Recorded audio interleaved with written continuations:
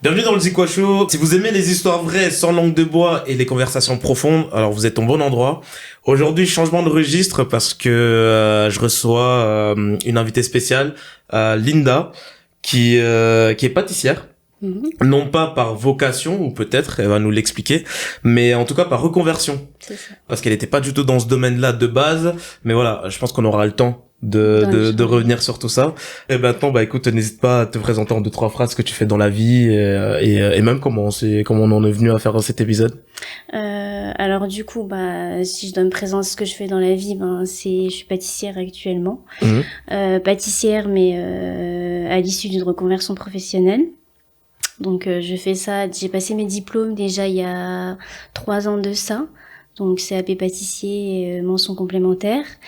Et voilà, j'ai travaillé après en restaurant gastronomique, en boutique de pâtisserie.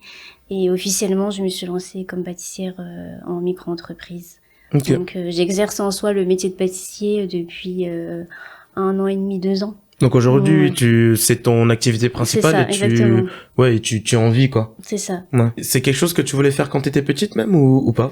Alors disons que non, pas du tout. Pas du tout. Mon parcours, non. De base, j'ai un cursus un peu particulier. À l'issue du bac, je me suis dit je vais aller à la fac donc de lettres à Nancy et je me suis inscrite au cursus licence psychologie. Et puis première année de licence, en fait la licence psychologie, surtout la première année, elle est vraiment très générale et du coup j'aimais pas forcément le contenu en fait des cours. Et puis c'était un peu une année, j'ai pas forcément pris ça au sérieux. J'aimais bien certains cours, mais j'étais pas forcément investie à fond. Et pourquoi? Comment ça se fait que t'étais pas investie? En fait les cours m'intéressaient pas forcément. Et puis en fait je m'étais fait une idée de la psychologie, mais comme la première année est très générale, en fait, la psychologie, les thèmes spécifiques, on les étudie vraiment en 3e année de licence ou en master, où là, on se spécialise vraiment. Donc, comme la première année était très générale, c'était vraiment l'histoire de la psychologie, j'aimais pas trop. Du coup, la première année, j'avais que quelques matières qui me plaisaient, notamment la psychologie de l'enfant. J'avais adoré j'avais adoré le contenu. Et puis j'avais pas validé l'ensemble de mes matières. Et puis comme je comptais pas continuer dans cette filière-là, j'ai refait une licence, donc l'année qui a suivi, en sciences du langage. Rien à voir. J'ai laissé tomber complètement. C'est vrai que tu m'en avais parlé de ça. D'accord, ok. Voilà. Mais du coup, étant donné que t'en es là aujourd'hui, t'as pas continué dans ça? Non, j'ai pas continué dans ça, donc du coup, je me suis réorientée, j'ai obtenu ma licence, du coup, en sciences de l'éducation. Et sauf qu'après la licence, je me suis dit, j'avais déjà réfléchi à l'aspect pâtisserie parce que ça me plaît c'est une passion que j'ai depuis déjà quelques années, en fait. Ça a toujours été... Ça a toujours été dans un coin de ta tête. Voilà, c'est ça. J'en ai toujours fait, en fait, en parallèle des études, la pâtisserie. D'accord. Ça sort pas du jour au lendemain. Et j'avais discuté avec ma mère à ce moment-là, en fait, pour faire un CAP pâtissier. Et puis, ma mère m'avait dit non, tu vas pas arrêter tes études maintenant, en fait. Il te reste 1 an pour la licence. Donc, tu vas pas refaire un CAP pâtissier et tout arrêter. Donc du coup, j'avais laissé tomber cette idée du CAP. J'ai terminé ma licence en sciences de l'éducation. Et comme j'avais pas forcément d'opportunités professionnelles après la licence, en général, il n'y a pas forcément de débouchés. En fait, c'est compliqué. On galère un petit peu. On galère beaucoup. Et du coup, j'ai fait un master en sciences de l'éducation, donc la première année. Et après le master 1, j'ai fait un master 2 donc ils s'appellent ça FAD2T, formation, animation, développement territorial et transfrontalier. Ah, c'est dans ça que t'as été assistante de direction? Oui, mais en soi, c'est pas forcément les débouchés du master. C'est plus chef de projet. Ok. Mais ça va, parce que du coup, après tout ça, t'as quand même réussi à trouver un emploi. Disons que moi j'ai continué en fait mon cursus universitaire, mais en fait ça me plaisait pas plus que ça. C'est qu'en fait jamais vraiment réussi à trouver. Voilà, c'est ça. En fait j'aimais pas forcément ce que je faisais, mais voilà, j'ai continué et puis j'ai dit j'ai validé le master 1 après le master 2. Et puis voilà, quoi. Mais ça m'animait pas forcément, en fait, finalement. Et du coup, une fois que t'as commencé dans le monde du travail, comment c'était c'était toujours pareil? T'étais toujours pas animé par ce que tu faisais ou Toujours pas animée, non. Ouais. J'ai cherché un travail parce qu'il fallait trouver Bien sûr. forcément un job après. J'avais trouvé en tant qu'accompagnatrice socio-professionnelle Ok. dans un T'avais bien aimé ça? chantier d'insertion. J'avais bien aimé, mais c'est pas facile. Enfin, c'est le domaine du social. Avec le public que j'accompagnais, c'était pas C'était évident. pas facile par rapport à toi ou c'était par rapport au public qui Au n'était pas public, facile? parce Ok. que j'en ai pas forcément formé pour et c'est un public assez très éloigné de l'emploi avec des grosses problématiques Parce que moi, sociales. j'ai connu et c'est pas facile. j'ai connu des personnes qui travaillaient dans le social Oui. et justement, eux, leur problématique, c'était qu'ils s'impliquaient trop Oui, dans c'est ça. dans les affaires. Ouais. Et ils arrivaient Ouais. pas justement à maintenir cette limite entre, enfin, à ne pas dépasser cette limite comment dire, du professionnalisme, Oui, en c'est fait. ça. Tu vois? C'est ça. Donc, En fait, il faut réussir à mettre une barrière, en fait, enfin, quand on est dans l'accompagnement, en fait, il faut pas rentrer, enfin, ouais. oui, j'y arrive pas trop, j'ai pas le terme Ouais, faut vraiment en rester tête, mais professionnel, ouais, en fait. faut rester professionnel. Ouais. Toi, t'as Et eu c'est du mal pas avec ça ou? Bah, enfin, on va dire que j'arrivais quand même à mettre un peu de recul avec les salariés que j'accompagnais, mais c'est vrai que forcément il y a des histoires qui touchent plus que d'autres. C'était quoi les cas que t'avais un peu, j'avais si tu quand t'en même souviens? c'est des cas quand même assez compliqués, mais on va parler des sujets vraiment, enfin, par exemple. Ah oui? Ouais, Ah, ouais. c'était Ah dans oui, des oui. trucs comme ça? Ah oui, oui. Ok. Ouais, ouais. Donc quand la personne elle t'explique qu'elle est née issue d'un Ok. bah ouais. Hmm. Du coup, moi je suis pas formée, j'ai pas forcément, c'est dur de trouver les mots, Bah ouais, tu enfin m'étonnes, voilà, ouais. et garder ma posture professionnelle sans forcément rentrer dans l'affect. C'est ça en fait. Donc Ok. ouais, c'est un public assez compliqué. Ouais. Et il y a aussi un public qui est très addict à la drogue, etc. Donc qui sont beaucoup dans le déni aussi. Donc pour eux, 3-4 verres c'est normal le temps de midi, alors que non.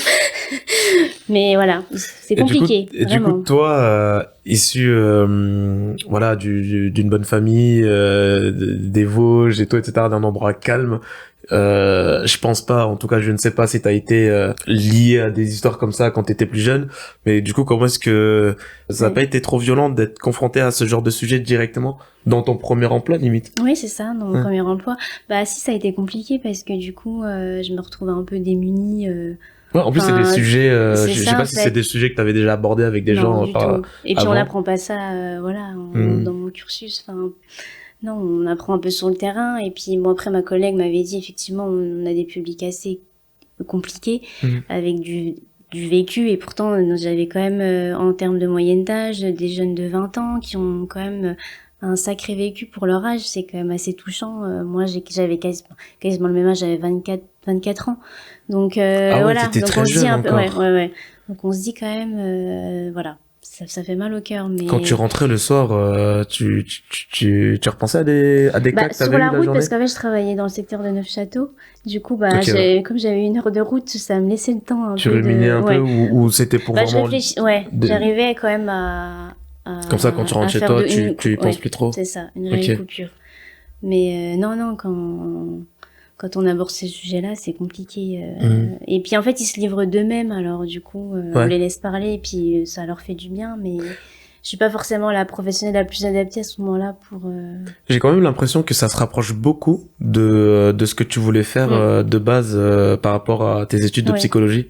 Dans le côté aide, etc., Ouais. je m'y suis retrouvée par contre par rapport à ça, Ouais. parce que j'avais cette envie d'aider en fait. Mais j'avais pas forcément les outils pour... à ce moment-là, enfin avec ce Oui, bah du public-là coup, en fait. oui. Donc, En plus, t'avais fait quoi? T'avais fait que la première année? Ouais, Ou ouais, t'avais ouais. vu que le Première côté année, général ouais, très général ouais, de la psychologie. des choses, ouais. Donc, Ok. donc là, on fait un peu par nous-mêmes, mais après, on peut pas tout résoudre non plus. Enfin, il y a un vrai travail avec des professionnels de santé, par contre, parce que nous, j'étais en lien avec le centre médico-psychologique, etc. Donc l'idée c'est d'accompagner cette personne et de la rediriger vers des professionnels de santé D'accord, ok, je adaptés vois. en fait, parce Ok. que moi je suis là pour régler toute la sphère sociale en fait, parce que c'est des personnes qui sont très éloignées de l'emploi comme je disais, mais avec des personnes souvent endettées des fois, donc il y a des dossiers de surendettement. Faut déjà mettre à jour tout ce qui est administratif et social. Et en fait mon objectif en tant qu'accompagnatrice socio-pro à ce moment-là, c'est de les ramener vers l'emploi. Mais tant que ces problématiques-là sont pas réglées, on peut pas travailler, on peut pas les ramener vers l'emploi en fait. Il y a trop de barrières en fait. Ça, j'avais des salariés, je me rappelle un qui m'avait dit, en gros, moi j'ai de la chance et lui c'est un peu le Calimero, mais enfin. D'un côté, c'est compliqué parce que effectivement, alors moi je pars du principe on peut avoir des difficultés dans la vie et on en a tous eu, des périodes un peu compliquées. Après, je pense que faut en vouloir quand on veut sortir de là, surtout qu'on est là aussi pour les accompagner et de pas tout remettre sur le fait que oui, on a des problématiques, on a eu des galères dans la vie, mais faut pas tout résumer à ça et puis on peut toujours s'en sortir en fait. Donc de dire oui, vous avez de la chance et voilà, moi je suis la chanceuse et lui le malheureux. Non, moi je suis très très d'accord avec toi, surtout que c'est une conversation que j'ai eue récemment avec un ami justement qui a quelques soucis en ce moment et bien entendu c'est beaucoup plus facile à dire qu'à faire, mais je trouve que c'est quand même une question de volonté de vouloir s'en sortir quand on est un peu au fond du trou, tu vois. Je trouve que c'est vraiment une question de volonté et que en fait si vraiment tu veux changer, il y a des actions à faire. C'est ça. Et ce sont ces actions-là, certaines actions vont te faire comprendre qu'en fait, la vie n'est pas tout beau tout rose, la vie n'est pas ou tout noir ou tout blanc. Moi, j'aime bien dire que la vie c'est surtout très gris avec beaucoup de nuances de gris, tu vois. Donc en fait, en comprenant ça, c'est que tu acquiers une certaine maturité qui fait que en fait tu comprends que dans la vie fait que en fait tu vas avoir des obstacles tout le temps, tu vois, à chaque étape de ta vie et en fait voilà, on va te lancer des pierres et c'est à toi de voir si avec ce qu'on te lance, est-ce que tu en fais un mur, est-ce que tu te barricades face au monde ou alors est-ce que tu construis des ponts, c'est-à-dire que est-ce que tu cherches des solutions à traverser ces problèmes-là pour en faire quelque chose d'autre, tout en sachant que c'est en avançant que tu vas peut-être rencontrer encore d'autres problèmes, tu vois. Oui. Mais ça fait partie du jeu après. Voilà, exactement, ça fait partie du jeu. Mais je peux aussi comprendre que des personnes comme ça qui sont en plein, tu vois, en plein dans leurs problèmes, puissent pas avoir cette maturité pour comprendre leur situation, leur position et ta position à toi. Parce que je pense que eux, quand ils sont au fond du trou, ils te voient toi. Oui, c'est ça. Elle est jeune. Oui, c'est ça. Après, j'avais tout profil, parce que là, je dis la vingtaine. Mais en fait, moi, j'accompagnais une vingtaine de salariés. Donc, dans cette vingtaine-là, j'avais quand même des personnes de 50 ans. Et quand tu les vois, ils refont toujours un peu les mêmes erreurs. Moi, j'avais un salarié, il cumule les bêtises sur bêtises. Il avait été incarcéré parce qu'en fait, il avait tiré sur la mairie parce qu'il s'était embrouillé. Il travaillait dans les espaces verts. Non, près de Neufchâteau. D'accord. Et en fait, il travaillait dans les espaces verts et en fait, ils sont embrouillés avec la secrétaire de mairie. Donc lui, ce qu'il a trouvé, il a tiré sur la mairie. Donc voilà. Donc quand t'as quelqu'un comme ça en face de toi, moi, c'est vrai que j'en rigolais quand je raconte. Enfin, franchement, moi, j'avais des sacrées histoires. Oui, non, mais c'est quelque chose. Enfin, moi, j'avais des profils. C'est impressionnant, une bêtise sur bêtise. Enfin, en fait, ils cumulent les. Ils apprennent jamais de leurs erreurs, quoi, en fait. Ils consommaient, ils buvaient quand même régulièrement de l'alcool. Et à chaque fois, moi, quand je leur voyais en entretien le lundi, ils me disaient, je me suis encore fait contrôler par la police, par les gendarmes. Il était contrôlé positif parce qu'il forcément il avait bu. Et il dit à chaque fois ça tombe sur moi. Oui, mais à un moment donné aussi, tu vois ce que je veux dire. Ouais, il cherchait un peu. Donc, mais non, j'avais quand même des profils où ils se répétaient beaucoup dans les erreurs et ils arrivent pas forcément à s'en sortir. Après avoir travaillé dans ce domaine-là, donc comme on l'a dit pendant 2-3 ans, aujourd'hui, quelles leçons t'en tires de tous les cas que t'as vus dans tout ça? Dans les personnes que j'accompagnais? Ouais. Je saurais pas trop comment expliquer, mais quand ils ont quand même un sacré vécu. Donc tu te dis, tu relativises beaucoup en fait par rapport à toi-même. Ouais, c'est ça. Ok. Ouais. Dans quel sens? Dans le sens où justement, comme il disait, j'ai de la chance, ou dans le sens où Oui, j'ai de la chance, ouais. Parce que vraiment, il y en a, quand c'est comme j'avais évoqué l'histoire au bas par exemple. C'est quand même très lourd, quoi. Ouais, aussi jeune.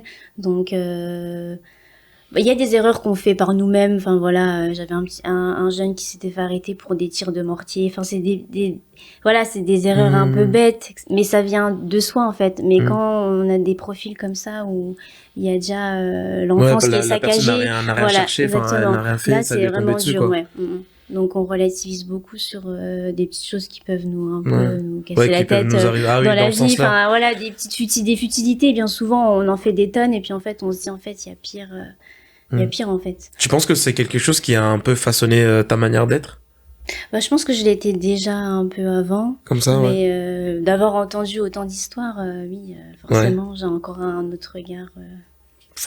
Et du coup, aujourd'hui, quand des connaissances à toi viennent te raconter un peu leurs problèmes du quotidien, des choses comme ça, comment est-ce que tu réagis Bah après, moi, je suis très à l'écoute. Hein. Okay. Donc, en soi, en fait, j'ai toujours eu cette posture un peu de... Bah, à l'écoute, c'est vrai qu'on se confie naturellement à moi. D'accord. Donc, bon, ça me fait plaisir, hein, c'est que, voilà, on considère que je suis une personne de confiance. Mais non, moi, j'aime, si je peux aider, je le fais à mon niveau, en fait. T'es pas tenté de leur dire, non, mais il y a des gens qui vivent des trucs 10 fois pire que toi. Si. Quand c'est vraiment des futilités ou, mais même moi, hein, je me prends la tête sur, je réfléchis énormément. Après, hein, c'est humain. Et c'est dur, des fois, de se dire, bah, en fait, faut arrêter, il y a pire que nous, en fait. C'est sûr, ouais. Mais oui, ça, je l'ai déjà sorti dans des conversations, parce que c'est agaçant des fois, des personnes qui se plaignent alors que vraiment, tu te dis, ce que j'ai entendu, non, c'est... Après ça, du coup, tu décides là pour le coup de rentrer dans le monde de la pâtisserie. J'ai toujours eu la pâtisserie en parallèle, en fait, du travail ou des études. C'était un peu perso, c'est ça? C'était perso. Tu vendais déjà un peu ou? Ouais. Ok, d'accord. Donc c'était vraiment une activité annexe. Ouais, du plus. Déjà à l'époque, Les week-ends, quand je pouvais prendre des commandes, j'en prenais. D'accord. Et en fait, ça avait commencé comme ça. En fait, j'avais lancé mon compte Instagram. Je commençais à faire un peu des gâteaux, plus pâtisserie française, parce qu'en fait, moi, la pâtisserie, c'est aussi, grâce à ma mère, parce que de par ma culture algérienne, elle m'a un peu transmis la pâtisserie, mais plus traditionnelle. Et c'est moi qui ai voulu un peu en tant qu'autodidacte tester plus la pâtisserie française en fait, de moi-même en fait. Voilà, moi ma mère elle m'a appris le gâteau yaourt. C'est ce que j'ai commencé à faire, c'était le gâteau yaourt et elle me disait comme elle travaillait le week-end, elle me dit tu feras un gâteau yaourt. Moi je sais même pas faire un gâteau yaourt. Pour tes frères. Et c'est tout simple hein, vraiment, et c'est vraiment le premier gâteau que j'ai appris à faire. Et sauf que j'en avais marre de faire des gâteaux yaourt à un moment donné, j'ai envie de tester autre chose en fait. Plus de cordes à ton arc quoi. Donc je me suis dit je vais tester je sais pas pourquoi pas des macarons, je me disais en fait les gens y arrivent, alors pourquoi moi j'y arriverais pas? Parce que je voyais ça vraiment comme un truc hyper technique, les macarons. Donc j'ai commencé à regarder des vidéos YouTube, c'était catastrophique au début. Moi, oui, macaron, bien sûr, comme tout ce qu'on commence au début, les premiers que j'ai fait, ça faisait une flaque dans le four, des morceaux de puzzle un peu. Et puis voilà, j'ai réessayé. Et puis j'ai expérimenté d'autres recettes. Et puis après, de fil en aiguille, on a commencé à me faire des commandes pour des gâteaux. Mais à quel moment est-ce que tu t'es décidé de vraiment te professionnaliser dans ça? Et c'est vraiment comme je me plaisais plus sur mon poste d'accompagnatrice socio-pro. Et j'étais sur un double poste à ce moment-là. J'étais aussi assistante de direction. Ouais. Mais ça me plaisait plus en fait. Vraiment, je venais au travail. Autant mon équipe a été vraiment géniale. J'adorais mon équipe.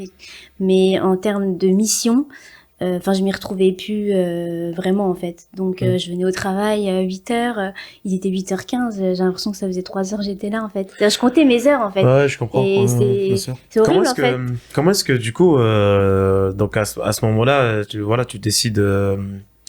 tu vas le raconter là dans un instant, mais tu décides de quitter ton emploi et de te diriger beaucoup plus sérieusement dans la pâtisserie. Mais c'était t'avais quel âge à ce moment-là quand tu décides de commencer la pâtisserie? J'avais 27. Ok. J'allais sur mes 28. Donc c'est des âges où tu me dis si je me trompe, mais c'est des âges où dans notre entourage il y a des personnes qui commencent déjà soit à penser à fonder une famille ou peut-être déménager, acheter, voir, tu vois. Ouais. D'autres, certains ont déjà une famille, tu vois, ont déjà acheté des choses comme ça.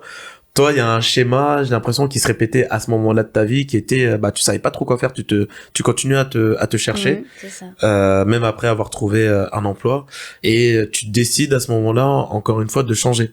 Ça te faisait pas C'est ça. peur? Ben si, mais en fait, je me dis, je peux pas rester dans une situation où en fait, bah, je me plais pas dans mon métier. Ouais.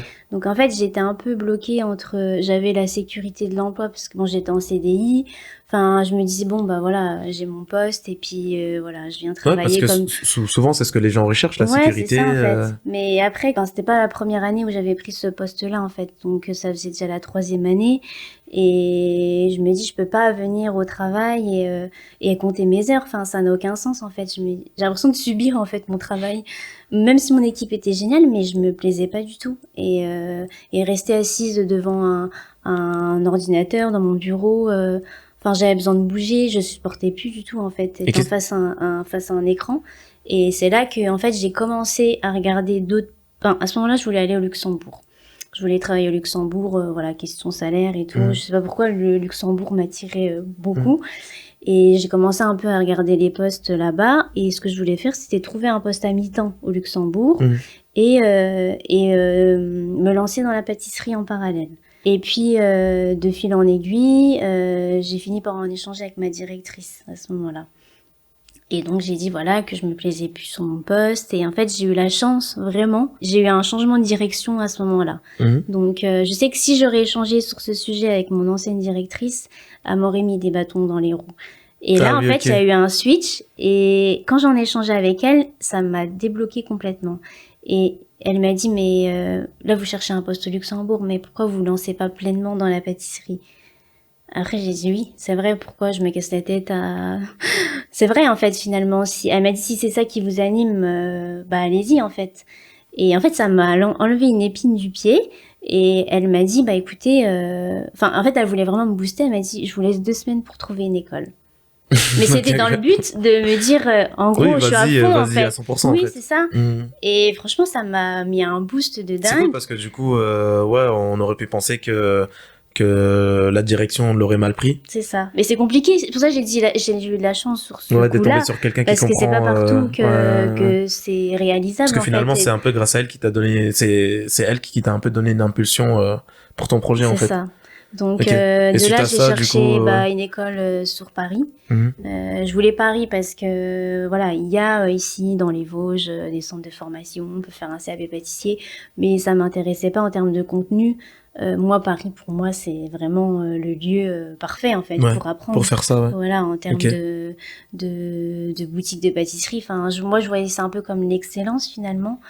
Et donc, j'ai cherché une école. Où il y a les meilleurs chefs. Bah oui, On dit chef en pâtisserie aussi. Oui, chef. Ouais. Chef féminin, 2F, E. Oui. Mais chef, chef et pas chefette. Non. Quelque chose comme ça, ouais. Non, ça se dit pas.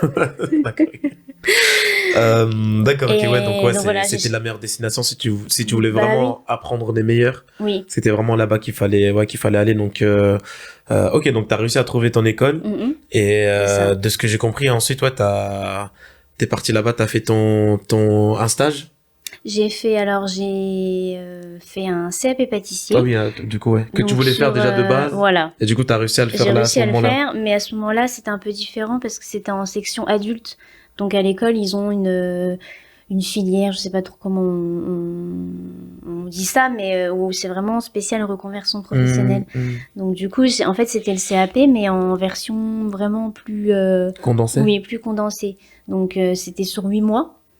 Et j'avais aussi un stage à ce moment-là à faire en boutique. Enfin, j'ai choisi en boutique de pâtisserie parce que j'avais postulé en Palace, j'avais postulé au Ritz, mais on m'avait dit non parce que le délai était trop court en fait. Et du coup, eux, ils préfèrent vraiment des personnes voilà sur un an, 2 ans, 3 ans à former.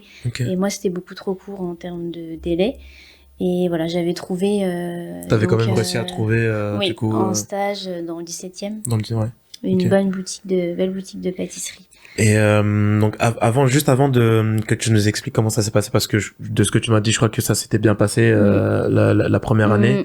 Je voulais juste revenir sur quelque chose, si tu me le permets, c'est que Quand on avait parlé pour préparer cet épisode, tu m'avais aussi fait part d'une situation tragique que tu avais vécue ou qui était arrivée avant du coup ton départ pour Paris, si je me trompe pas. Du décès Oui. de mon père, c'était ma dernière année de master. Voilà, ta dernière année de master, donc c'était même avant que tu commences ton boulot. Oui, Ok. Je voulais savoir si c'était quelque chose qui t'avait, c'est bizarre à dire, mais qui t'avait peut-être donné une impulsion ou du courage pour peut-être du coup vivre ta passion, même si t'es quand même passé par la case travail, travail quoi. Mais est-ce que c'était quelque chose qui t'était resté quand même dans un coin de la tête et qui à un moment tu t'es dit je dois faire ce que j'ai envie quoi? Bah disons que quand mon père est décédé donc à ma deuxième année, ma dernière année de master, donc c'était en octobre 2018. Donc c'était vraiment au tout début donc de ma dernière année, et forcément ça m'a tuée. Donc moi je voulais tout arrêter à ce moment-là. Je me voyais même pas continuer le master. Pour moi, ouais, parce que du coup c'était t'avais quand même eu ton année, t'avais continué. il me restait 1 an pour finir finalement. Donc à ce moment-là, gros trou noir pour moi. Je voulais plus du tout. Je me voyais même pas continuer en fait. Donc ça m'a pris du temps. Heureusement que j'ai ma famille et mes frères et voilà, amis qui étaient là à ce moment-là, mais j'ai quand même continué mon cursus, et j'étais pas gâtée non plus parce qu'à ce moment-là, je cherchais un apprentissage entre guillemets pour ma dernière année. Fallait que je trouve un stage pour pouvoir faire mon mémoire, en fait, pour valider ton master, mon année. Donc j'étais la seule à pas avoir trouvé de stage, d'alternance. C'était vraiment le bazar partout en fait. Et j'ai continué parce qu'en fait on se dit en fait on n'a pas trop le choix en fait. Enfin la vie continue en fait, c'était horrible de se dire là. Au bout d'un moment. Donc tu peux pas rester enfermé dans le noir et à subir et à pleurer. Donc en fait moi j'ai continué à avancer avec la douleur, et voilà, j'ai validé mon diplôme. Mais oui, c'est une forme de résilience. Une grosse résilience parce que trouver la force après. T'étais proche de ton père? Ouais, très fusionnel. Très fusionnel. Ouais. Malheureusement, la perte d'un être cher comme ça, à ce moment-là de notre vie, c'est un moment de notre vie où on est en train de construire quand même notre avenir.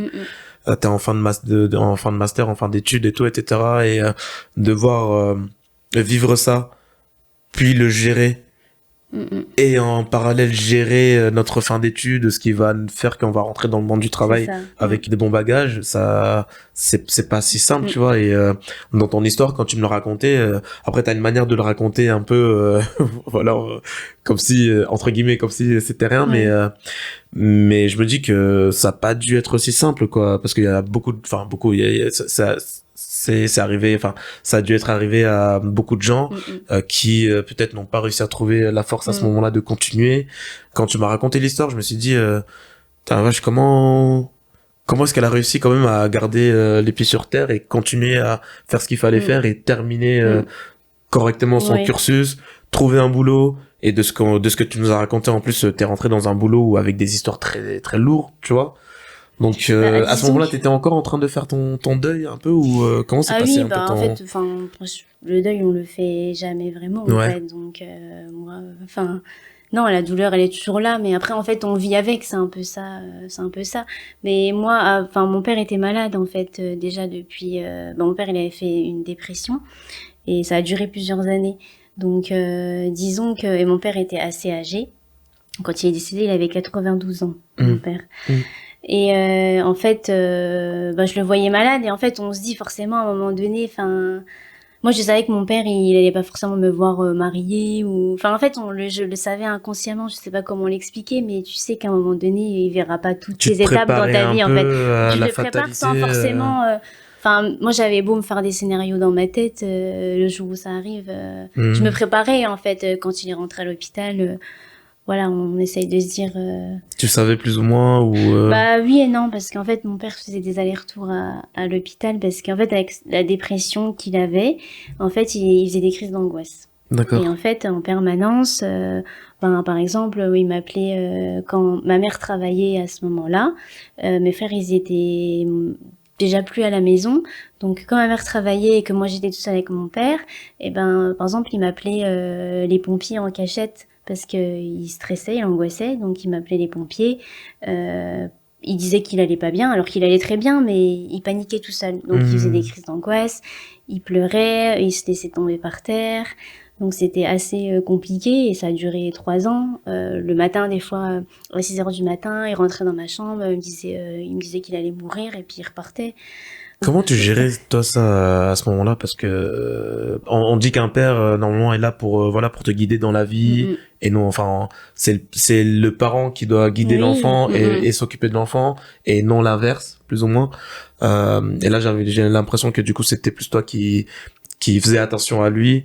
à ce moment-là, oui. Ouais. Comme en fait, mon père, ça a été un changement du tout au tout parce qu'il a toujours été très actif, enfin jusqu'à ses 80 ans passés. En fait, le matin, il prenait son petit déj, il adorait bricoler, donc il passait des heures dans le garage, il faisait les courses. Enfin, voilà, il était dynamique. Et en fait, il y a eu un gros basculement. Je sais pas si c'est son âge quand il s'est rapproché des 90 ans ou je sais pas trop. Je saurais pas expliquer. Donc la Voilà, dépression c'est venu d'un coup aussi. c'est venu du jour au lendemain, en fait. Et je pense qu'il a pas accepté peut-être que l'âge qu'il avait.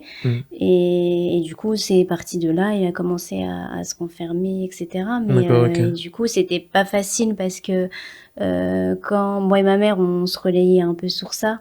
Et on essayait à chaque fois de le rassurer parce que c'est compliqué à gérer les crises d'angoisse. En tout cas, quand je le voyais pleurer, trembler. Enfin, on sait pas vraiment quoi faire en fait. Et moi, mon père, il m'appelait quand j'étais à ce moment-là à la fac, le temps de midi ou j'étais en amphi, il m'appelait en pleurant, il me disait qu'il allait pas bien. Et moi, je suis à Nancy, je fais quoi? Je savais pas quoi faire en fait à part le rassurer. Ou des fois, je l'appelais, il me répond pas. Alors je me disais, ça se trouve, je vais rentrer, il sera mort en fait. Enfin, j'avais peur parce qu'il faisait aussi des vertiges.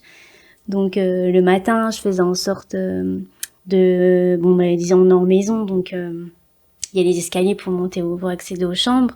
Et en fait, je lui préparais son repas avec son assiette. Je lui préparais tout sur un plateau pour pas qu'il monte les escaliers, en fait. Je lui préparais ses vêtements. Comme ça, je savais que... Enfin, voilà, il reste au niveau du salon. Il n'y a pas de risque, voilà, qu'il monte les escaliers et qu'il tombe, en fait. Donc, c'était un peu un stress... permanent, en fait. Le moindre bruit, parce qu'une fois, il avait dégringolé les escaliers. Il avait la tête en sang. Je l'ai retrouvé en bas des escaliers. Et ça m'avait traumatisée. Et du coup, le moindre bruit, à chaque fois que j'entendais un claquement de porte, je me réveillais en sursaut ou j'étais pas du tout sereine. En fait, j'avais toujours peur. Imagine toujours le pire. Exactement. En fait. Donc à chaque fois, je me dis... moi, une fois, il m'avait dit qu'avec les médicaments qu'il prenait, qu'il allait sauter par la fenêtre. Donc c'était les médicaments qui le faisaient déconner. Mais enfin, voilà, c'est toujours un peu... Est-ce qu'il y a pas des moments où t'as envie de tout envoyer valser, de dire maintenant ça suffit, j'en ai marre. Non, parce que, oui, parce que, c'est frustrant. En fait, quand j'avais du mal à accepter de voir mon père comme ça, comme je l'ai connu dynamique, de le voir comme ça, c'était vraiment un changement impressionnant en fait. Le matin, il voulait pas des fois se lever, donc à midi, il était encore dans son lit, il me disait qu'il pleurait, il voulait pas se lever, donc je voulais pas lui crier dessus parce que je sais qu'il faisait pas exprès, mais c'est tellement frustrant en fait, on a envie de le secouer, de me dire, mais qu'est-ce qui t'arrive, en fait? T'étais pas comme ça, en fait. Enfin, c'était dur à encaisser, en fait. Et toujours être dans cette posture de rassurer, parce qu'en fait, mon père, quand il faisait des crises d'angoisse, le matin, par exemple, et le soir, il oubliait tout. Donc, je lui disais, je sais que t'étais comme ça, comme ça. Il me dit, ah oui. Je dis, oui. Et le lendemain, ça recommençait. C'était toujours comme ça, en fait. Ça a recommencé au quotidien. Et on est toujours dans cette posture de rassurer, de lui dire que ça va aller, mais c'est toujours un peu la même disquette. Voilà, il va m'appeler les pompiers quand je dors. J'avais les pompiers qui venaient 3-4 fois par semaine. Il les appelait. Puis en fait, il raccrochait pas, en fait. Du coup, ça continuait. Ok, je vois. Ok, d'accord. Oui, donc ouais, donc c'est quand même un... On le dit pas souvent assez, je trouve, parce que en fait, dans la dépression, on pense à la personne même, mais l'entourage, on on n'y pense pas forcément assez, en fait. Que c'est pas forcément facile, aussi au quotidien, en fait, À gérer. ouais, à gérer. Mais voilà, après, après, quand tu vis avec, et Oui, parce que c'est comme tout, en fait, forcément, on n'y est pas forcément préparé et bah ça nous non, en tombe fait, dessus. voilà, c'est un peu Surtout, moi, ça, moi, je ouais. me dis toujours, tu sais, quand les rôles s'inversent comme Oui. ça, dans les familles, Mm, c'est quelque chose de très compliqué parce que du ouais. coup, t'es obligé de, malgré toi, de grandir, tu vois, tu vois, c'est comme, voilà, t'as une évolution non voulue mais obligatoire, tu vois, Mm. parce il y a des situations qui arrivent donc faut s'en occuper. Et mais c'est toujours compliqué quand les rôles s'inversent comme ça dans les familles. Et c'est quelque chose et je suis d'accord avec toi. Enfin, voilà, c'est pas forcément quelque chose que j'ai vécu, mais c'est vrai que et c'est normal qu'on s'intéresse à la personne directement concernée, Bah oui. mais Mais on parfois oublie, l'entourage c'est ça. Qui est là en qui vit bah oui, ça, au qui doit quotidien, ouais. soutenir. Et Ouais, ouais. c'est vrai qu'on en parle peut-être pas beaucoup, mais je pense ouais, ça doit être tout aussi difficile. Ils le vivent tout aussi Oui, c'est ça, en difficilement. fait, oui. Ouais. Mais la Ok. personne aussi concernée le se rend pas forcément compte de Ouais, tout bah ça, en bien sûr, fait. bien sûr. Mm. Mais justement, c'est pour Mais ça quand tu me racontais l'histoire là, c'est là où je me suis dit c'est fou quand même parce que malgré tout ça, t'as réussi à trouver une certaine force quelque part. T'as pas tout laissé tomber et t'as quand même réussi parce que par exemple si moi je me souviens la première fois qu'on en avait parlé, je crois que tu m'avais pas du tout mentionné ça. non, ouais. Et c'est la troisième fois qu'on s'est vu, je crois, Mhm. où Mhm. tu me l'as dit. Et le truc, c'est que, ce qui est drôle, c'est que si tu ne mentionnes pas ça, entre guillemets, dans ton histoire, Mhm. bah, on pourrait facilement se dire, voilà, bah, elle a avancé dans la vie sans trop de problèmes, sans trop Oui. d'accros, tu Mhm. vois.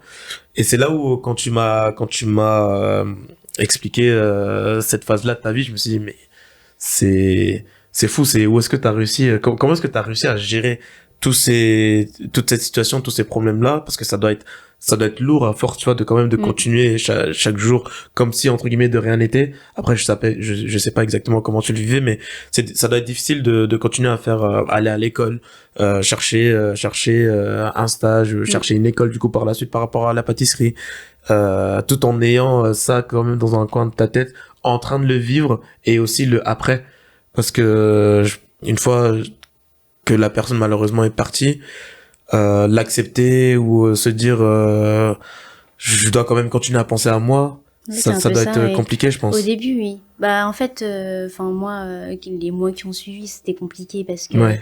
bon, voilà, j'avais dit, je trouvais pas d'alternance. L'alternance que j'avais trouvée, c'était à 70 kilomètres de là où j'habitais.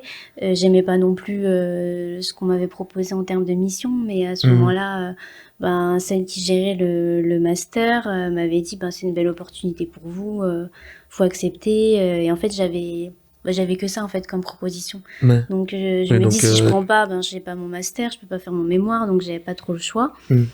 Et du coup, ben j'aimais pas forcément non plus. J'étais chargée d'études dans une entreprise d'insertion et j'aimais pas. J'ai pas forcément adhéré à mes missions. Mhm. Et puis ben c'était tout frais en fait le décès de mon père, donc je faisais les allers-retours. L'aller je pleurais, le retour je pleurais. Mhm. C'était un peu ça pendant plusieurs mois. Ça t'a un peu enlevé le goût de la vie un Ah peu bah ou... complètement. Moi, Ouais. je faisais ça parce que je le faisais un peu de manière... Automatique. Ouais, ouais. Parce qu'il fallait que je le fasse et qu'il fallait que je termine en gros ce que j'ai commencé, mais j'avais Mhm. pas du tout d'envie. Sachant qu'en plus, ça me plaisait pas plus que ça. Donc, Mhm. Et du coup, est-ce que tu penses que c'est un peu aussi cette histoire-là qui t'a donné le courage de te dire maintenant j'ai envie de faire ce que j'ai envie et on verra. ouais, il y a un peu de ça. Bah, en fait, on se dit... Enfin, on sait pas de quoi la vie est faite, donc je trouve ça... J'ai voulu me lancer dans tout ce que j'ai entrepris jusqu'à maintenant. Pour me dire aussi que bah, la vie elle continue et puis faut pas se mettre de barrières non plus quand on a Mhm. même si ça prend du temps. Enfin moi mes choix ils ont été pris un peu tardivement, on va pas se mentir quoi. T'as mis un peu de temps Mais à te ouais retrouver, ouais c'était compliqué mais ça va. oui. Mais oui après de toute façon ça c'est le genre d'épreuve dans la vie qui donne forcément une force Ouais, ça t'a et donné c'est une un peu force quand ça même, en ça t'a fait. donné une impulsion. Ouais. Puis en fait je me laissais pas le choix non plus parce qu'en fait il se passe quoi si je fais rien? Enfin, à ce moment-là, j'avais pas mon diplôme. Je fais quoi en fait? Enfin, c'est ça aussi qu'il faut se dire. J'ai pas forcément d'autre issue. Donc c'est dur en fait d'accepter que la vie continue et qu'il faut quand même. Mais après, je me suis pas forcément laissé le choix et j'ai continué mon parcours avec voilà les douleurs et etc. Et, Moi, moi, la relation que j'avais avec voilà le décès, la mort était très particulier parce que c'est un concept qui m'était un peu étranger quand j'étais jeune, jusqu'à il y a encore voilà 5-6 ans. Parce que j'avais jamais vraiment eu de décès dans ma famille, etc. Donc, mais autour de moi, j'avais quelques potes, voilà, qui en avaient. Donc, quand ils en parlaient, j'arrivais pas trop à comprendre. Oui, c'est compliqué. Ouais. Et ça a commencé, voilà. Et en fait, moi, j'ai pas eu de chance, c'est que c'est quelque chose ça s'est un peu enchaîné. Ok. Tu vois, sur 2-3 ans comme ça, j'ai eu des décès dans ma famille, malheureusement. Voilà, ça s'est enchaîné. Et du coup, voilà, la première fois, c'était mon grand-père. L'année d'après, c'était ma grand-mère. Et tu vois, donc j'étais complètement étranger, tu vois, par rapport à la mort et tout. Et puis d'un coup, ça me tombe dessus. Et t'avais des liens vraiment En proches? fait, c'est ça qui a été le plus dur parce que justement, moi, j'avais pas forcément de lien avec elle parce qu'elle était restée au pays. Et moi, comme j'ai grandi en Europe, voilà, donc je me souviens, je l'avais vue une fois quand j'étais petit, mais c'était tout, quoi. Et en fait, tous les ans, je me disais, je vais retourner au pays, mais je le faisais pas forcément. Et là, malheureusement, elle était plus là. Et tu vois, ça m'a vraiment, là, pour le coup, ça m'a vraiment touché. Et je m'en suis beaucoup voulu parce que je me suis dit, moi, tu y es retourné, mais dans un contexte différent. Non, je suis même pas retourné. C'est voilà, c'est ma mère qui est allée. Mais en fait, ça m'a quelque chose qui m'était complètement étranger. Ça m'a complètement fait changer de manière de penser. Mon rapport à la vie a complètement changé. Oui, okay. Mon rapport à la vie a complètement changé. Voilà, et comme je t'ai dit, l'année d'après, c'était mon grand-père. Après, il y a eu beaucoup des histoires d'héritage. Oui, forcément, ouais.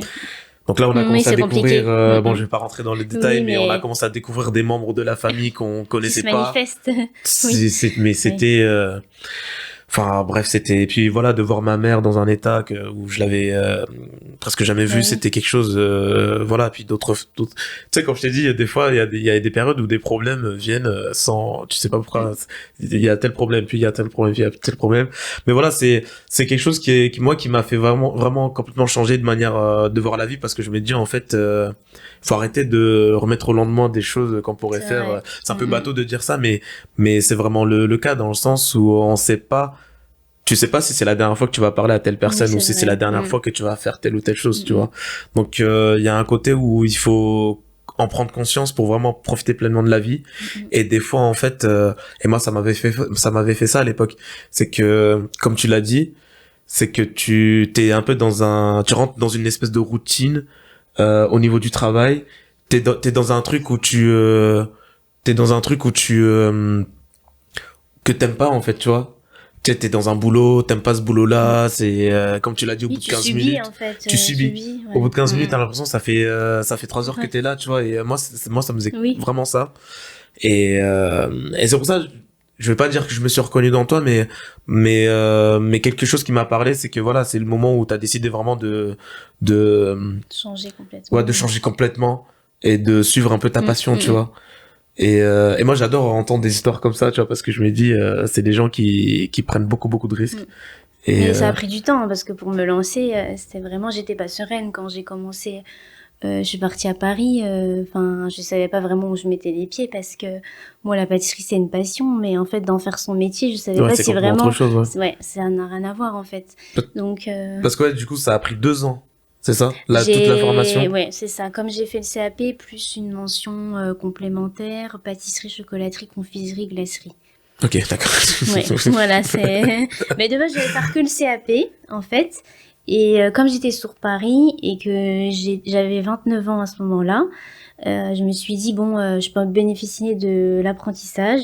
Donc j'ai dit, bon, est-ce que je tente encore, comme je vais tout juste à mes 30 ans, je peux encore prétendre à l'apprentissage. Donc je me suis dit, bon, allez, Oui. L'apprentissage, c'était au bout de la...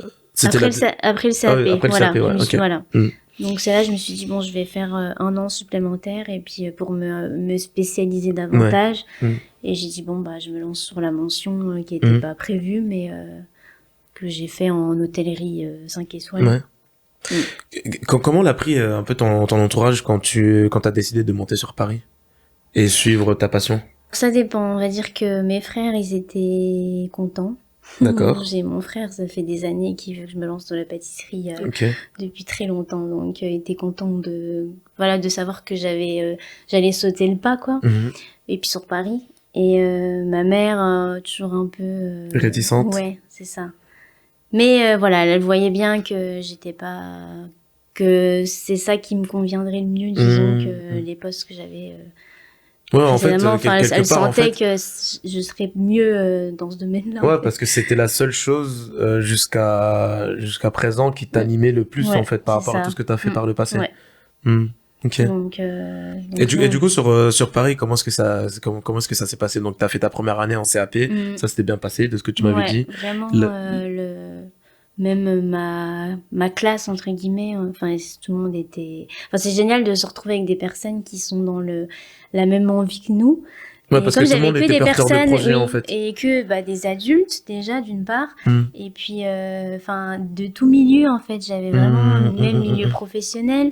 Enfin et je trouve ça génial en fait, on se retrouve parce qu'on a la même passion et qu'on a Enfin, je trouvais ça génial. Enfin, ouais, c'est cool de se retrouver dans un endroit où tout le monde partage à peu près la même passion. Et parce que du coup, vous parlez le même langage un peu. C'est ça. Et surtout que comme du coup, c'était en formation adulte, même les formateurs qu'on avait, ils nous prenaient pas comme des enfants. Enfin, il y avait vraiment cet échange adulte à adulte.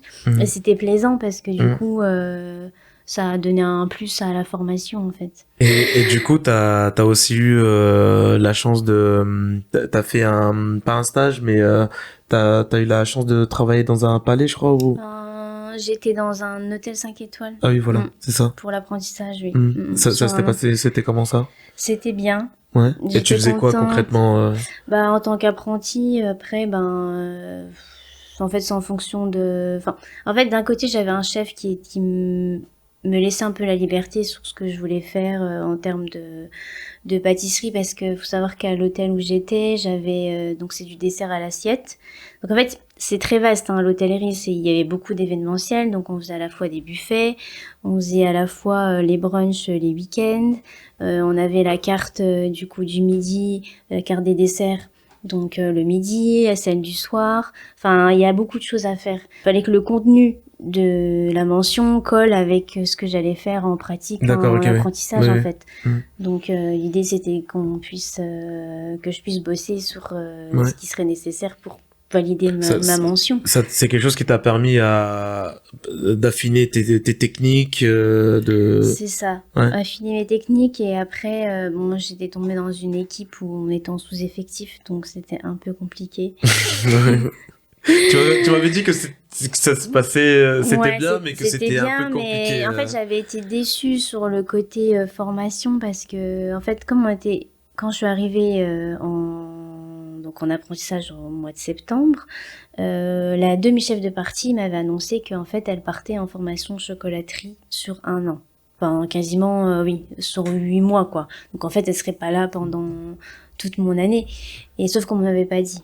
Du coup, je me dis, moi, je suis là pour être formée, donc je me dis, je vais faire comment, en fait. Du coup, je me suis retrouvée un peu pas à remplacer son poste, mais voilà, comme il voyait que je me débrouillais bien sur des choses, en fait, on m'a un peu laissé faire... Ouais, alors que toi, t'étais là quand même pour apprendre. Moi, voilà, c'est ça qui m'a dérangée, en fait, exactement. Et comme le chef, c'est un chef de cuisine et pas forcément de pâtisserie, du coup, lui, il m'a montré ce qu'il pouvait me montrer, mais c'était limité. Et du coup, j'étais un peu dans cette frustration parce que c'était pas prévu la mention déjà. Donc je me dis, si je fais une mention, il faut vraiment que ça m'apporte du plus. Et du coup, là, je me retrouvais un peu démunie et à me dire, j'ai personne pour me former et Ouais. Je me suis un peu débrouillée à certains moments, puis on m'a donné des responsabilités que je voulais pas forcément avoir à ce moment-là en tant qu'apprenti, quoi. Tu m'as dit des Alors fois ça peut t'étais être, obligée oui. d'ouvrir ou de fermer toute seule. Bah, disons que le soir, des fois, j'étais toute seule sur le service du soir, ou des fois le service du midi, ben, c'était à moi d'envoyer, ou les week-ends quand il y avait des brunchs, c'était à moi de Mhm. gérer, quoi.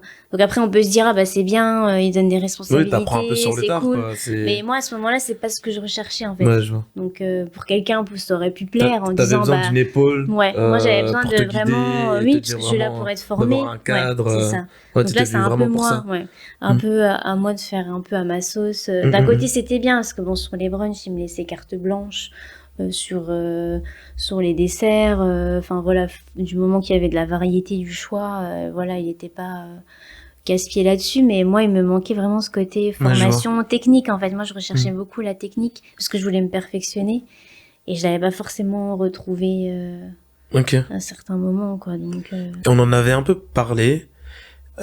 C'est comment le fait d'être une femme dans ce milieu? ben, c'est un peu compliqué parfois. Ouais. Bon, les hommes sont Pourquoi aussi tu un peu. rigoles? Non, mais disons que bon, les hommes sont assez dragueurs et voilà, c'est un peu. Tous les hommes ou les hommes dans la Non, cuisine? enfin, ouais, ouais, je dirais moitié-moitié Ah, quand d'accord, même. ok. Ok. Moi, je l'ai retrouvé, voilà, T'as en retrouvé ça dans cuisine, le... Ouais. oui, oui, oui.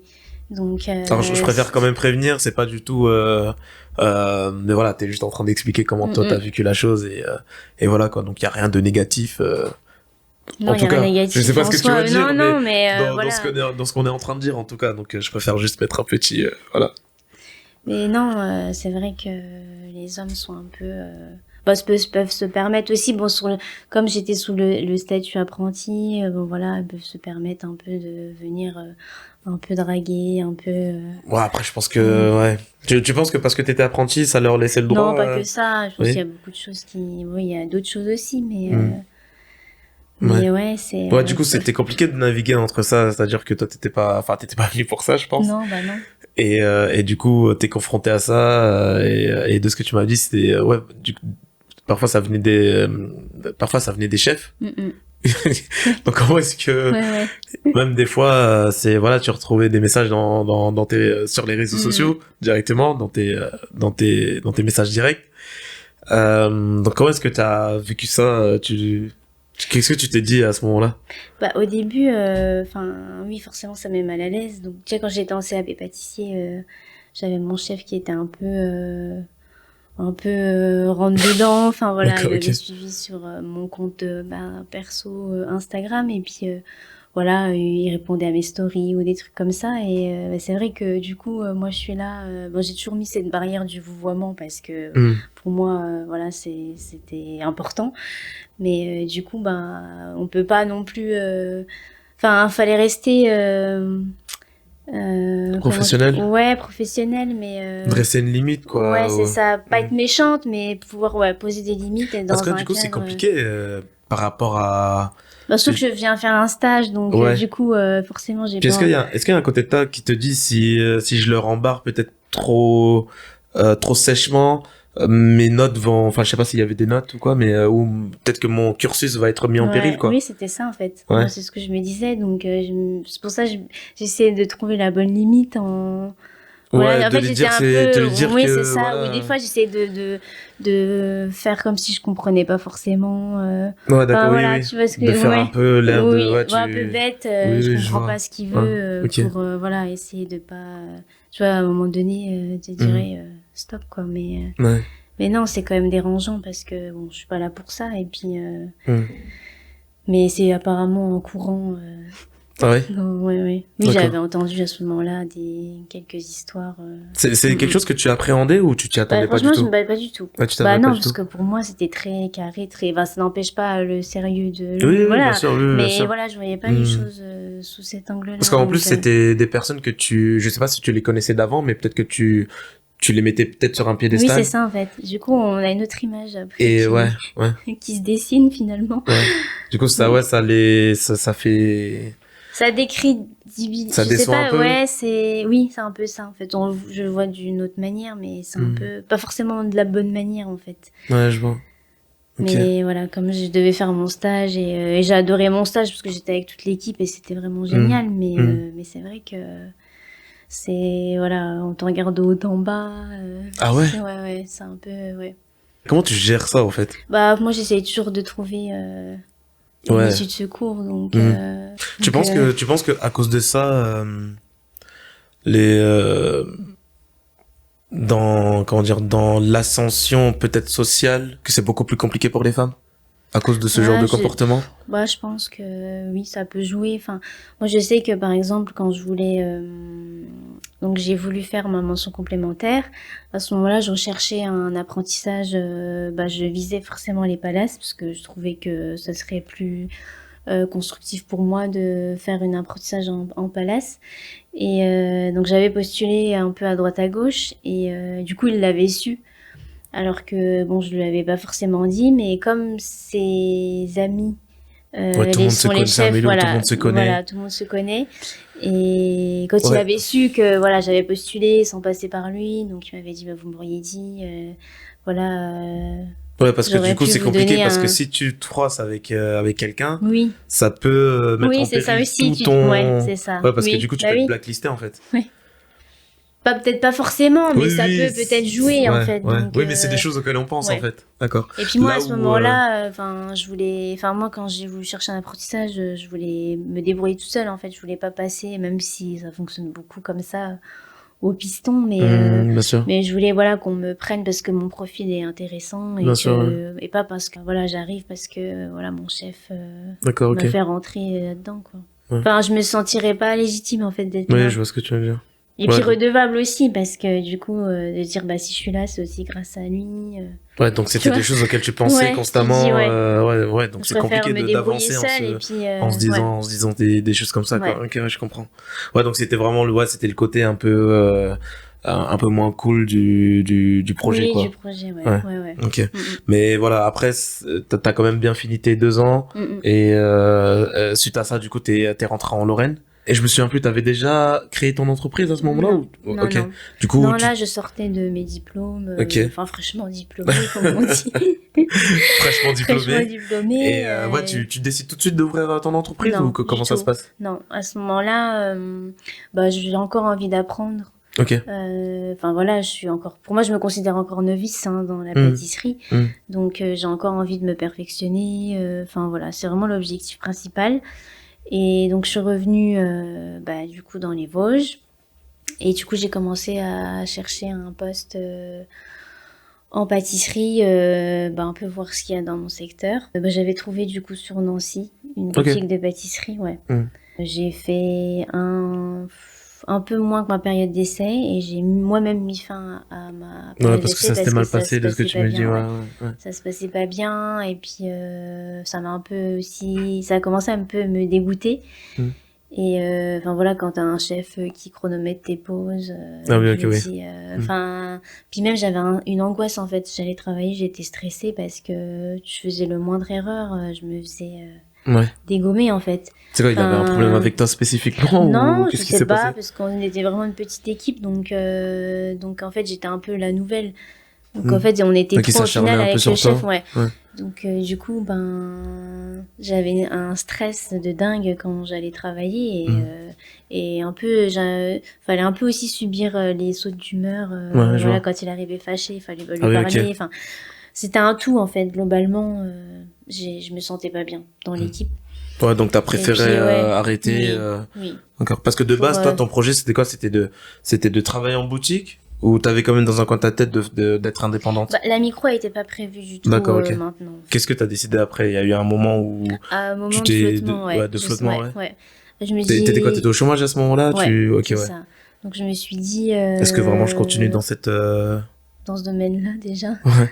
Et puis en fait, de travailler pour quelqu'un, j'ai eu un gros blocage en fait par rapport à ça. Tu vois, de travailler pour quelqu'un. En fait, j'avais plus envie de travailler pour quelqu'un. Ça m'a dégoûtée, en fait. D'accord. Et je me suis renseignée auprès de la Chambre des métiers de l'artisanat d'Épinal. Donc c'est à ce moment-là que j'ai commencé à prendre contact. Et puis j'avais vu qu'ils faisaient des formations, la formation micro-entreprise, où je me dis, je vais tenter, je vais voir un peu ce que c'est. Donc, et en fait, c'est parti de là, j'ai fait la formation, voilà, ils ont expliqué les statuts juridiques et tout. Et puis voilà, je suis rentrée vraiment dans le vif du sujet à ce moment-là. Et c'est là que je me dis, en fait, c'est peut-être pas déconnant, pourquoi pas me lancer pleinement, en fait. T'avais quelle image un peu du monde de l'entrepreneuriat? En fait, pour moi, c'était la liberté, donc je voyais ça comme quelque chose de positif, même si effectivement... il faut gérer tout seul, en fait. Donc, il y a un peu cette pression-là. Mais en fait, comme sous le statut micro-entreprise, c'est beaucoup plus facile que, voilà, si je m'étais lancée sous un autre statut juridique où voilà, j'aurais lancé ma boutique physique. Donc là, on va dire que la micro-entreprise, c'est vraiment un tremplin. C'est bien pour commencer. Suite, mais pour commencer, ça rassure parce que c'est pas trop plus casse-tête que ça, en fait. D'accord, ok. Ouais, donc quelque part, ça t'a rassuré. C'est ça. Ça t'a rassuré de commencer par un statut comme ça et en gros, oui, ça permet de commencer petit à petit, d'apprendre aussi les ficelles je pense, de ce monde-là, parce que du coup, on commence à parler de comptabilité, de fiscalité, etc. À gérer, cocher les bonnes cases par rapport aux impôts et tout. Oui, c'est ça, ouais. Donc, ok, ouais, c'est une bonne, c'est un bon statut pour apprendre. Pour commencer, en fait, oui. Et, mais toi, justement, le fait de rentrer dans ça, dans ton entourage, t'avais des gens qui avaient déjà entrepris ou pas? Ou qui avaient des entreprises, qui avaient créé des entreprises? Pas spécialement. Pas spécialement, ouais. Si, j'ai un ami qui... Ça tu t'es pas posé la question, tu te dis, Là, en fait, je me suis dit, je suis seule à gérer mes commandes. Bon, les commandes, j'accepte ou pas en fonction de la demande, mais en fait, je suis toute seule sur le bateau et c'était un peu ça qui t'animait, qui m'animait vraiment, en fait. Et il y avait plus ce stress de... Enfin, je gère tout toute seule, en fait, ma manière de travailler, mon planning, mes horaires, Dans la vie, t'es quelqu'un qui aime bien être aux commandes aussi?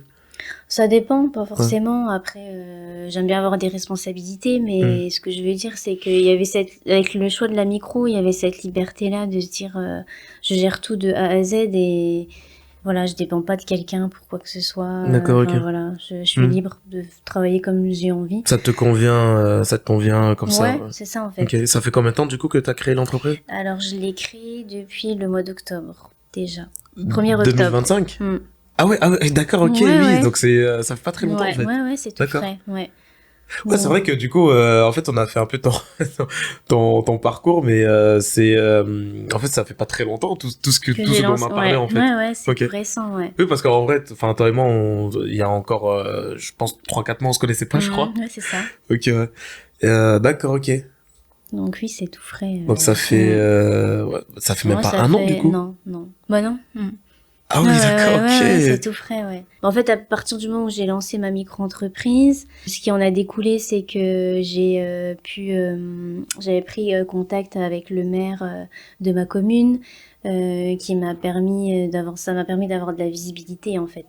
Donc, à ce moment-là, il m'avait reçu à la mairie dans son bureau. Trop bien, ouais. J'avais ramené des pâtisseries, il était content, il a goûté un peu ce que je voulais me présenter et montrer aussi mon travail. Et il a fait venir lors d'un second rendez-vous Vosges Matin. Du coup, voilà, il y a un journaliste qui est venu et du coup, il m'a fait un article dans Vosges Matin. À la suite, j'ai eu 100% Vosges, pareil, un magazine qui m'a contacté pour faire un article sur moi, sur mon parcours reconversion pro, etc. Et du coup, comme ça a été paru dans la presse, j'avais des gens un peu curieux qui ont commencé à s'intéresser à ce que je faisais, en fait. Et il faut savoir qu'entre-temps, j'ai lancé ma boutique en ligne. Donc, en fait, j'ai créé ma micro. 2 mois après, donc période de Noël, avant les fêtes, j'ai créé ma boutique sur Shopify, ma boutique en ligne, pour me faire un deuxième canal de vente, en fait, puisque je fonctionne que sur Instagram de base. Et du coup, voilà, où j'ai toute une sélection de pâtisseries. Voilà, après... Ta boutique en ligne, elle s'appelle comment? Linda Larbaoui Pâtisserie. Donc Linda Larbaoui Pâtisserie, donc si jamais il y en a qui veulent voilà, goûter un peu Oui, à ce que fait faut pas Linda, hésiter à n'hésitez checker pas. déjà. Même mon compte Instagram, c'est la même chose, Ouais. De Linda Larbaï toute façon, je pense que je le Pâtisserie. mettrai dans la description YouTube pour que les gens puissent cliquer, aller checker ce que tu fais. Et Ouais, du coup, ouais, donc la voilà, j'ai boutique, ouais. lancé la boutique en ligne. Ça a été un vrai plus. Ça me fait un second canal de T'as senti vente. que c'est quelque C'était chose qui est... nécessaire en fait. Comme Ouais. j'ai pas de boutique physique, en fait, je suis quand même limitée dans mes ventes forcément. Et c'est quoi le produit phare Alors qui marche le... alors sur ma boutique en ligne, j'ai 3 produits signature, mais je vais vraiment en parler de un parce que on me le commande régulièrement, c'est le flan à la noix de pécan. D'accord, ok. Ouais. Qu'est-ce qu'il y a de Donc particulier forcément parce que c'est moi. Non, je rigole. Ok. Mais non, c'est un flan en fait, c'est une base de pâte sucrée. Donc à la noisette. Au fond, je mets un praliné noix de pécan caramélisé. Après, j'ai ce qu'on appelle l'appareil à flan qui vient recouvrir. Et après, au-dessus, je rajoute un mélange de noix de pécan caramélisé et caramel au beurre salé. Hmm. Du coup, c'est un flan vraiment ultra D'accord, généreux, ultra gourmand. Hmm. Et c'est un produit j'ai eu beaucoup de demandes, de commandes sur le flan et j'ai des très bons retours. Donc, Et un deuxième mais- produit signature, ce et serait quoi? deuxième produit signature que j'ai mis, alors ça doit être mon entremets, citron vert et mandarine. En D'accord. fait, j'avais fait période de fête une bûche. J'avais proposé 2 bûches pour décembre dernier, dont une c'était à base de mousse citron vert avec un insert à la mandarine, un petit croustillant avec du chocolat dulce. Chocolat dulce, c'est un chocolat un peu caramélisé, D'accord. et un crémeux vanille. Et en fait, donc je l'avais fait sous format bûche.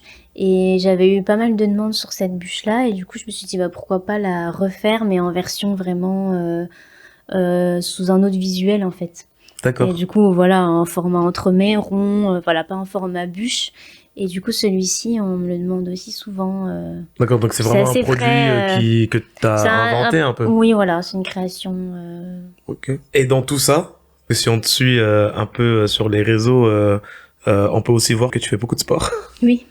Ah ça, c'est ma deuxième passion, disons. Je sais C'est pas si ça. je la mettrais pas au même niveau que la pâtisserie. L'Aerox, c'est vraiment un challenge que je me lance parce que j'aime bien me Parce que pour lancer ceux un qui peu. connaissent pas l'Aerox, tu peux expliquer vite fait, c'est Alors plusieurs l'Aerox, disciplines. oui, c'est en fait un mélange de course à pied et je dirais pas exercice fonctionnel, mais de force.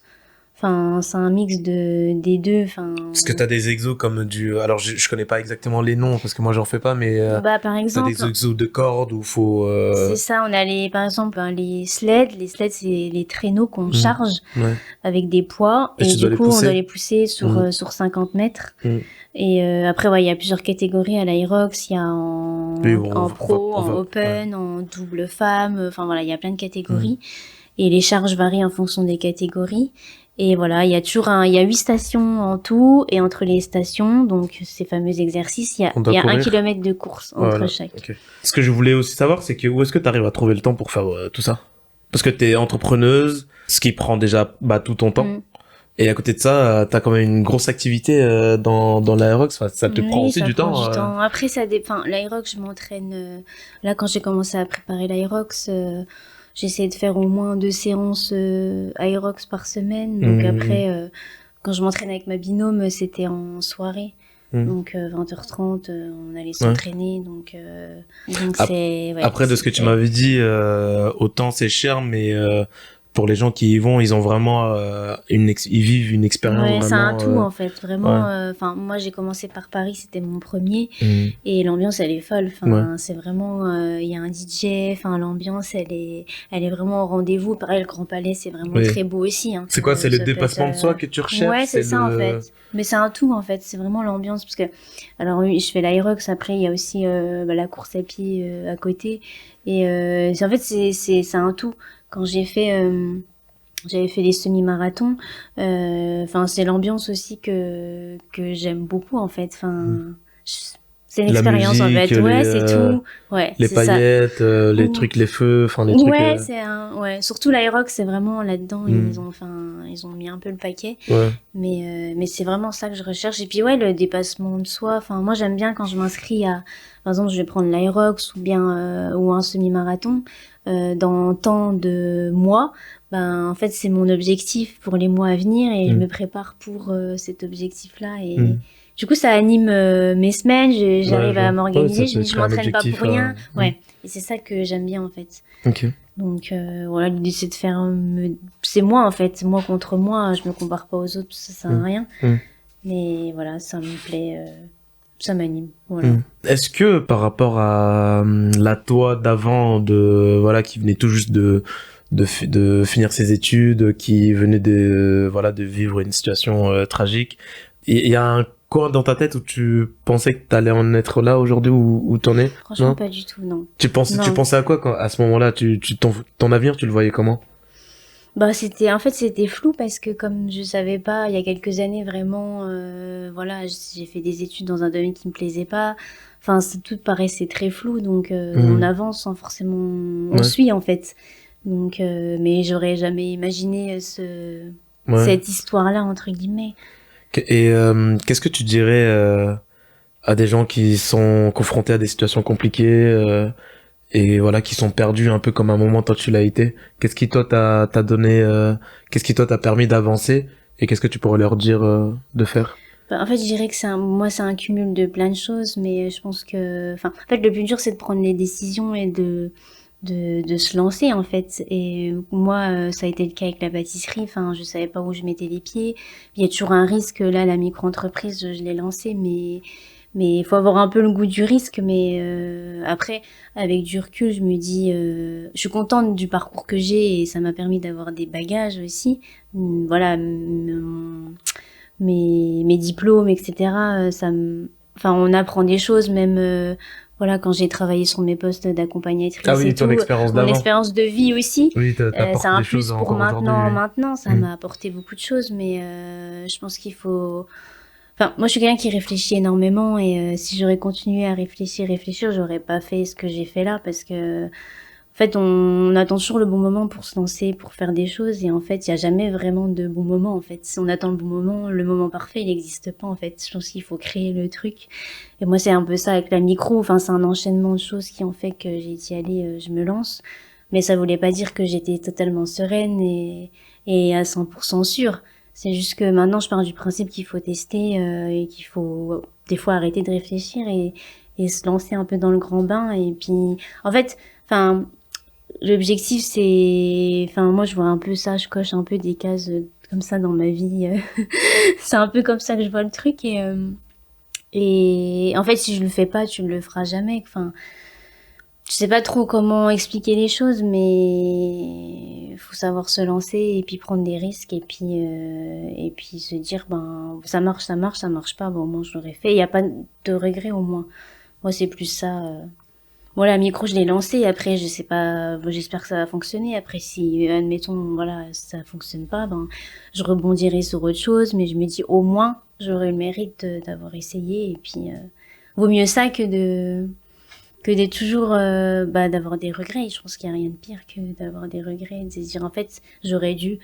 Mais voilà. Les années passent et, Mm. enfin, moi, j'ai 31 ans, donc je me dis si je le fais pas maintenant, je vais pas attendre mes 50 ans pour commencer à faire des choses. Non mais voilà, on a tendance à reculer toujours pour tout en fait, de se dire pas maintenant, c'est pas le bon moment.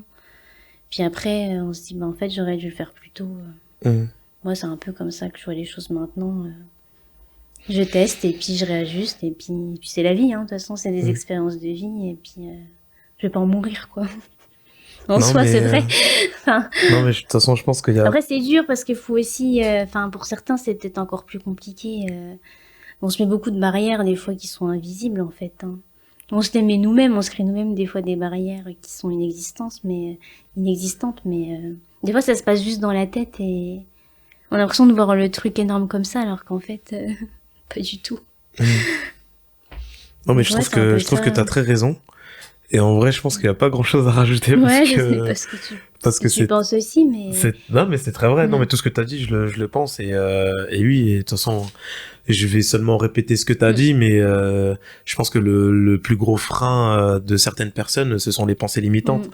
C'est ça. C'est la peur de l'action. Oui, et c'est en ça, fait, c'est de la peur, en fait, qu'on alimente, ce à qui chaque peut se fois on l'alimente, comprendre, hein. ouais. Mais Mais oui. comme tu l'as très bien dit, c'est qu'en fait, si tu n'agis pas, si tu ne fais pas Il ce se passera premier pas, rien, il ne se passera jamais rien. Exactement. Donc il y a des Ouais. champions du monde de la pensée, ils savent très bien ce qu'ils veulent faire, les étapes et tout, etc., les sous-étapes, mais malheureusement ils ont du mal à passer à l'action, Ouais. ce qui fait que bah du coup leur objectif restera toujours en état de rêve au lieu de le transformer en objectif et de passer à l'action et de créer quelque Ouais, chose, c'est quoi. ça.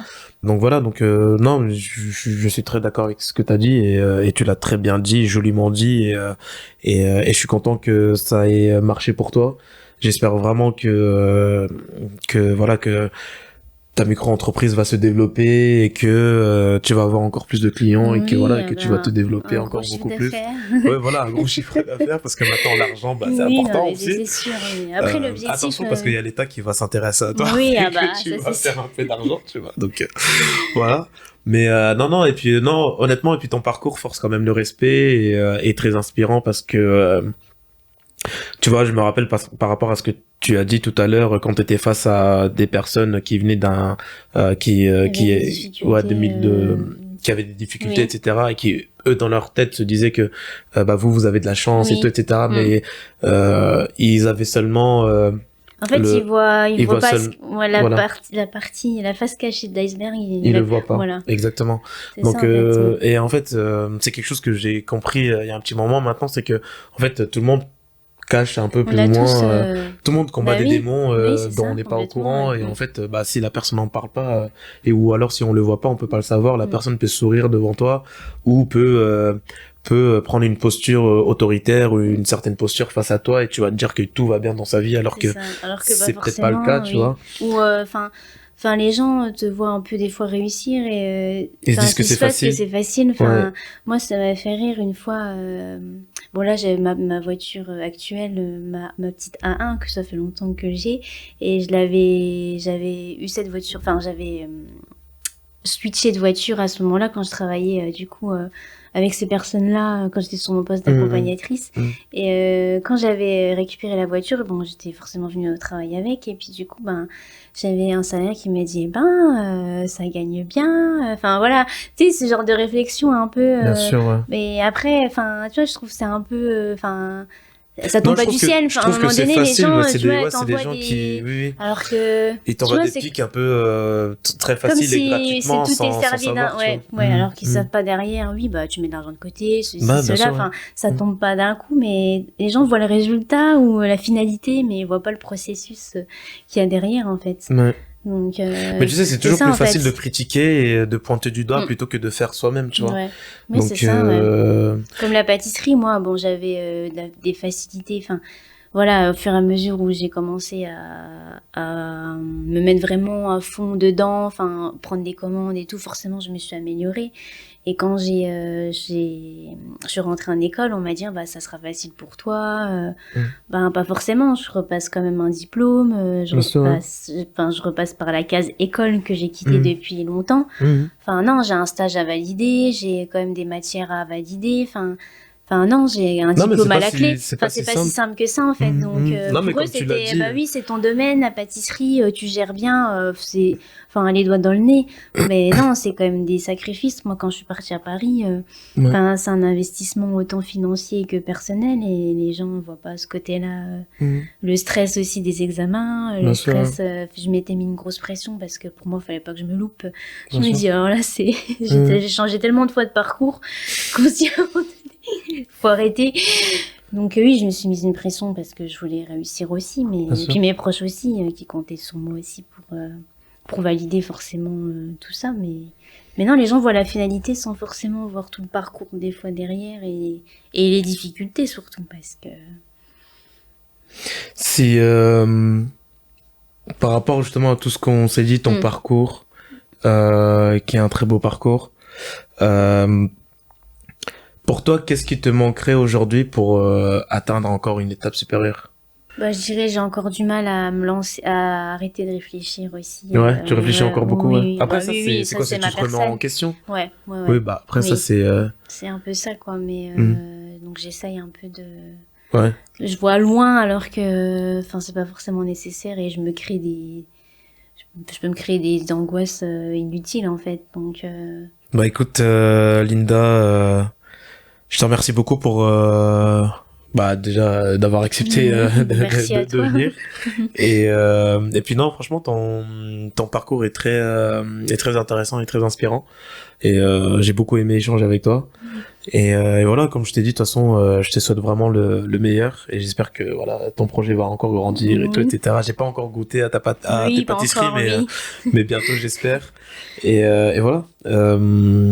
Ça va, ça a été Oui, l'épisode? oui, ouais, super. Le début un peu Oui, stressant, mais par la suite, ça a été? ouais, ça a été Ouais. super. Non, je suis contente. Ok. Et merci à toi de m'avoir reçu aussi. Non, bah c'est normal. Oui. Pas de souci.